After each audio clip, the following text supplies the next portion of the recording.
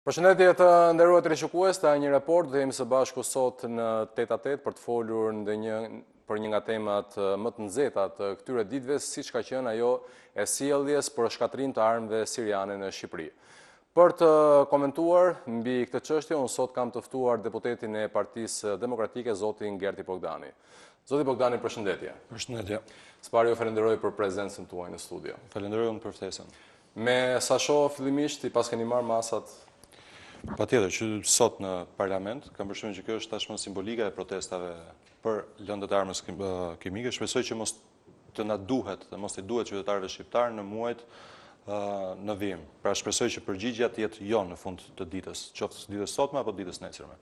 Le të shpresojmë të gjithë. Zoti Bogdani, duke pasur parasysh ngjarjet e sotme, kemi të bëjmë me një afrim nga ana e kryetarit Partisë Demokratike Lulzim Basha dhe ish kryeministrit Sali Berisha në të turmën protestuese, të cilët organizuan protestën e tyre sot përpara kryeministrisë dhe më pas largimin nga ana e tyre, nga ana e protestuesve. A mendoni që po përpiqeni ta përdorni si kapital politik këtë protestë të organizuar nga shoqëria civile? Në mënyrë absolute jo. Kjo është një protestë e shoqërisë shqiptarëve, e qytetarëve shqiptar, e udhëhequr nga shoqëria civile, por për mendimin tim është e udhëhequr në mënyrë drejt për drejt nga vetë qytetarët shqiptar, pa bindje politike, të gjitha bindjeve politike, pa dallim krahine, pa dallim moshe, gjinie, pa dallim feje dhe mbi të gjitha pa dallim partie. Sepse në fundit bëhet fjalë për helme kimike, për lëndë të pastrimit mas, të cilat janë gazra pa ngjyrë dhe nuk njohin ngjyrat politike, nuk njohin as majtas, as djathtas, nuk njohin as të kuqen, as blun, as jeshilën e kështu me radhë. Kështu në mënyrë absolute jo. Por Partia Demokratike është pa diskutim krah për krah qytetarëve shqiptar në këtë çështje që është jetike për qytetarët shqiptar.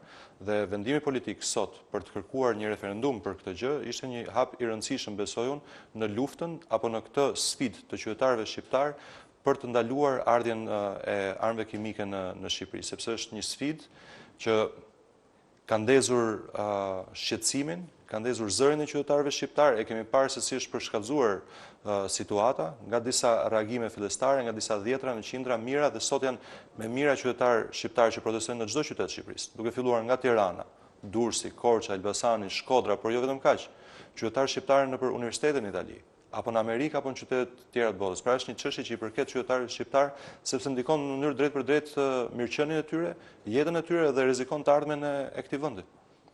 A mendoni në fakt se jeni pak të vonuar për sa i përket kësaj çështje? Duhet të pasur parasysh që reagimi juaj ka ardhur pas 3 ditëve.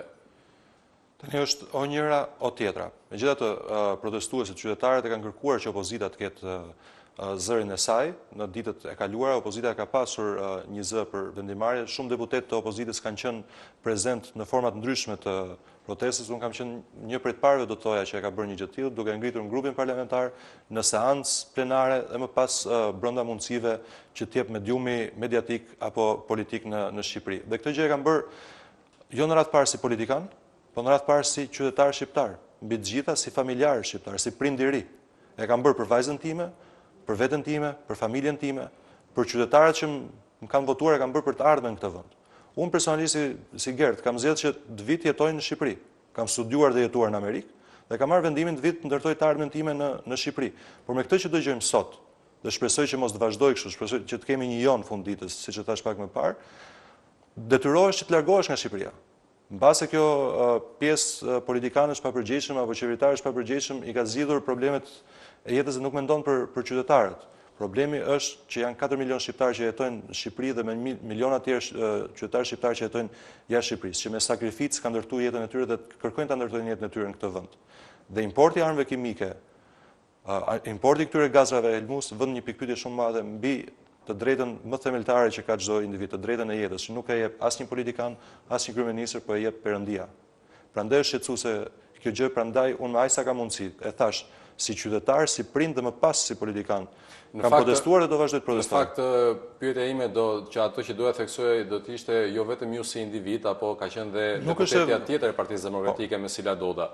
Vonesën e kisha faktikisht tek grupi parlamentar i Partisë Demokratike, i cili u mblodh pas 3 ditësh për të marrë një vendim. Ka pasur deklarata zyrtare të grupit parlamentar për çështjen e transparencës dhe së fundit për atë që është më e rëndësishme për t'i thënë jo importit plera kimike. Ndoqëm këtu një deklaratë të drejtë për drejtë të kryetarit të Partisë Demokratike që thelbi në fund fare ishte që qeveria, kryeministri duhet marrë guximin dhe t'i thotë jo importit të armëve kimike në Shqipëri, pavarësisht se kush e kërkon, pavarësisht se e kujt është si skenar apo si projekt. A ju duket në fakt pak absurde për të kërkuar referendum, ndërkohë që ju shoqëria civile pra ju kërkoi juve një referendum për mosardhjen e mbetjeve apo plerave në Shqipëri, të importuara nga vendet e huaja. Nuk më duket absurde, sepse në këtë rast ka dhe një keq kuptim, do të thoja unë, ose një keq përdorim në termit plera, ndërkohë që ligji ka qenë për mbetjet e riciklueshme, pra janë mbetje industriale. Sidoqoftë, të krahasosh atë me 1300 ton gaze helmuese, sarin apo mustard, të cilëve i dihen efektet dhe dihet çfarë janë, po edhe disa gazra të tjera apo lëndë të tjera që nuk dihet se çfarë përmban arsenali sirian, janë dy gjëra komplet të ndryshme, janë dy gjëra që si nata me ditën. Është jeta me vdekjen. Një gjë ka të bëjë me mjedisin, qofse ky ka qenë shqetësimi kryesor i shoqërisë civile në protestën e saj dhe në referendum, dhe tjetra ka të bëjë drejt për drejt me jetën dhe të ardhmen. Ne si kom sot kemi 101 vite pavarësi. Në këto 101 vite kemi kaluar coptim territorësh, ndarje territorësh, sot Shqipëria është 1/3 e asaj që ka qenë.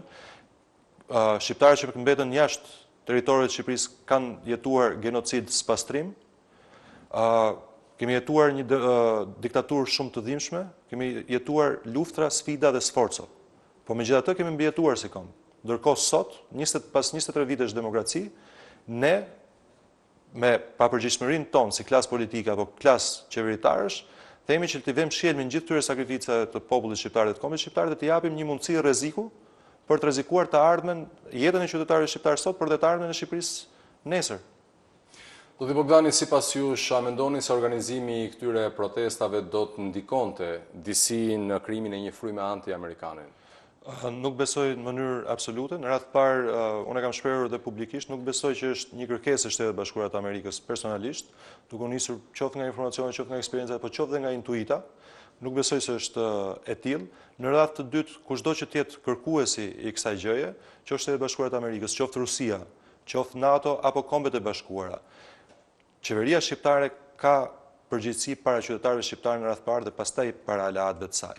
Zoti Bogdani, e lam pra tek organizimi i këtyre protestave, sa do të ndikonin ato tek marrëdhëniet me Shtetet e Bashkuara të Amerikës? Dhe po thoja që për mendimin tim nuk do të ndikonin në mënyrë absolute, sepse askush, sidomos aleatët tanë më të ngushtë, në këtë rast janë Shtetet Bashkuara të Amerikës, që kanë një gjurmë shumë të rëndësishme në historinë e kombit shqiptar, që nga pavarësia dhe mos coptimi në 101 vjet më parë, hyrja në NATO, pavarësia e Kosovës e kështu me radhë.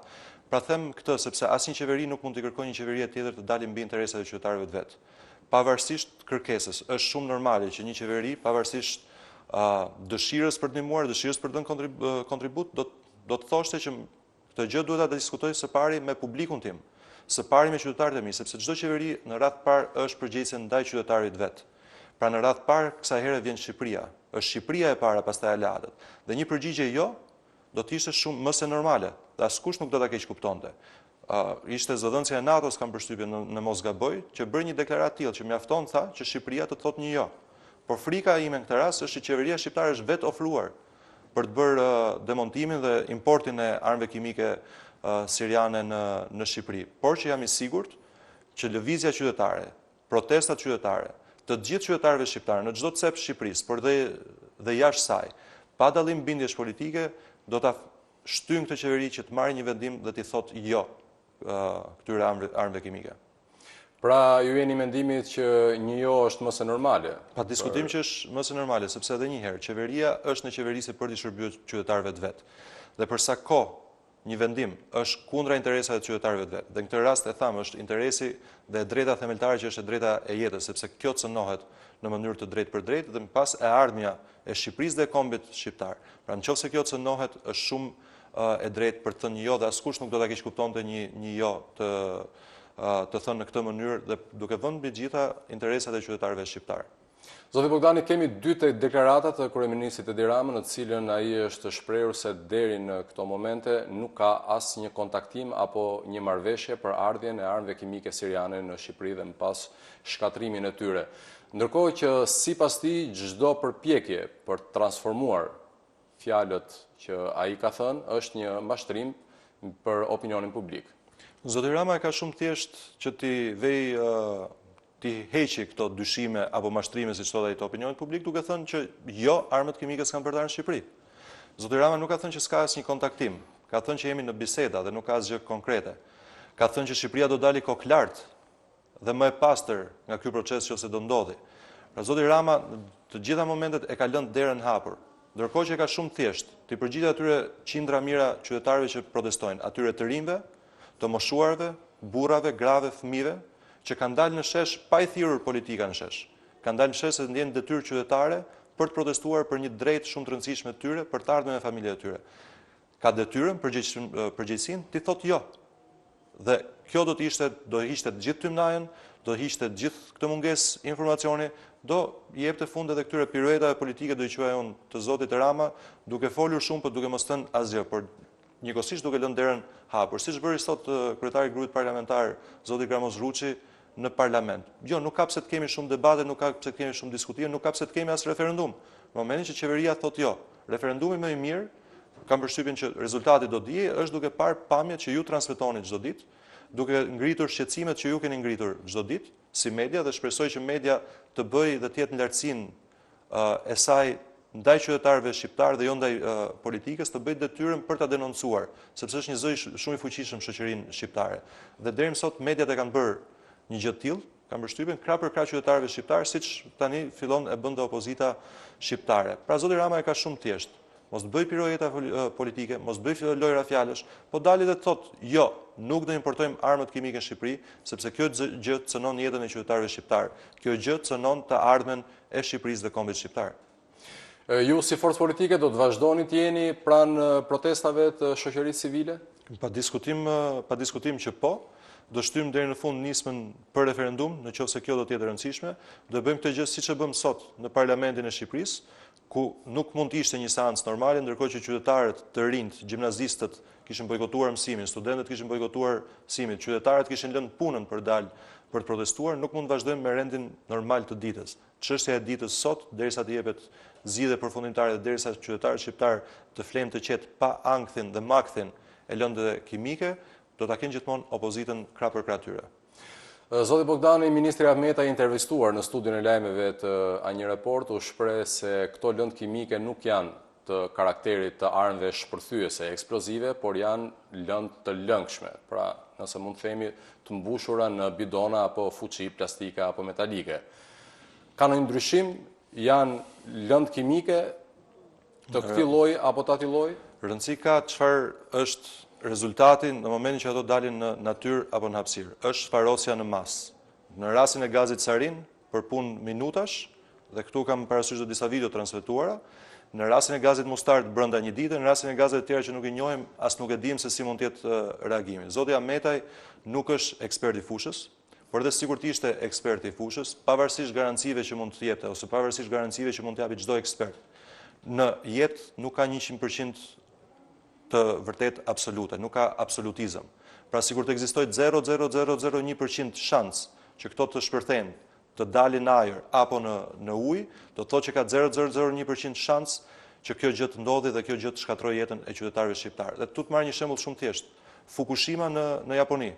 Japonezët kanë teknologjinë më të lartë. Japonezët janë nga popujt më të përgjegjshëm kur bën puna në etikën e punës në gjitha merat. Dhe megjithatë, ndodhi tragjedia e Fukushimas. Pra pse ta importojmë një rrezik të tillë dhe të jemi gjithmonë me pikpyetjen do ndodhi apo s'do ndodhi, është i lëngshëm apo s'është i lëngshëm, do shpërthej apo nuk do shpërthej, apo thjesht do dali në natyrë dhe do shfarosi bimësinë dhe do shfarosi jetën e njerëzve. Jo, është shumë e thjeshtë. Kjo pikpyetje, kësaj pikpyetje mund të jepet një përgjigje shumë e thjeshtë, jo. Pra, në rastin e ekspertëve, unë përsëri nuk do të isha dakord pavarësisht sigurive që japin, dhe në rastin e zotit Ahmetaj që nuk është as ekspert i fushës, absolutisht që nuk do të isha dakord. Përgjigjja më e thjeshtë dhe siguria më e madhe në këtë rast është thjesht joja dhe demontimi, çmontimi i atyre lëndëve kimike qoftë në Siri apo qoftë vende të tjera. sepse nuk mund dalë Shqipëria më e zgjuar se vendet Bashkimit Evropian, që i kanë thënë jo dhe kanë refuzuar një gjë të tillë. Ata vlerësojnë jetën e qytetarëve të tyre dhe ne duhet vlerësojmë jetën e qytetarëve tonë. Zoti Bogdani, unë të falenderoj për këtë bisedë në 8-8 këtu në një report. Ju falenderoj dhe unë juve. Pra të nderuar teleshikues, ishim në këtë bisedë me deputetin e Partisë Demokratike, Gerti Bogdani, me cilin trajtuam çështjen më të nxehtë të këtyre ditëve, atë të ardhjes së armëve kimike siriane në Shqipëri për t'u demontuar. Bashkë miru takofshin.